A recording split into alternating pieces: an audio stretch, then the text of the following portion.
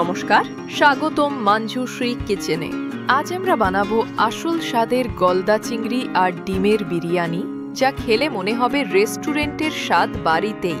প্রথমে আমাদের দরকার বড় সাইজের গলদা চিংড়ি, সেদ্ধ ডিম, বাসমতি চাল, পেঁয়াজ, টমেটো, আদা রসুন বাটা, দই, ঘি ও সুগন্ধি মশলা।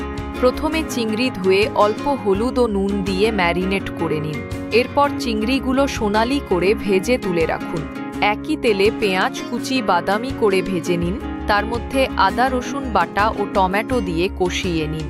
2 থেকে 3 টেবিল চামচ দই, গরম মশলা, বিরিয়ানি মশলা, নুন দিয়ে ভালোভাবে মিশিয়ে নিন।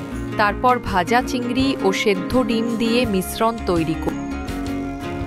চাল আলাদা পাত্রে 70% সেদ্ধ করে নিন। একটা বড় পাত্রে প্রথমে 1 স্তর চাল, তারপর চিংড়ি ডিম মিশ্রণ, আবার চাল, এইভাবে লেয়ার করুন। প্রতি লেয়ারে ছিটিয়ে দিন জাফরান দুধ, কেওড়া জল ও ঘি। ঢাকনা দিয়ে কম আঁচে 15 থেকে 20 মিনিট দম দিন। ঢাকনা খুলে গরম গরম পরিবেশন করুন। চাইলে সঙ্গে রায়তা বা স্যালাড রাখুন, স্বাদ আরও বাড়বে। ভিডিওটি ভালো লাগলে লাইক, শেয়ার ও সাবস্ক্রাইব করতে ভুলবেন না। থাকুন মঞ্জুশ্রী কিচেনের সঙ্গে আরও আসল স্বাদের রেসিপির জন্য।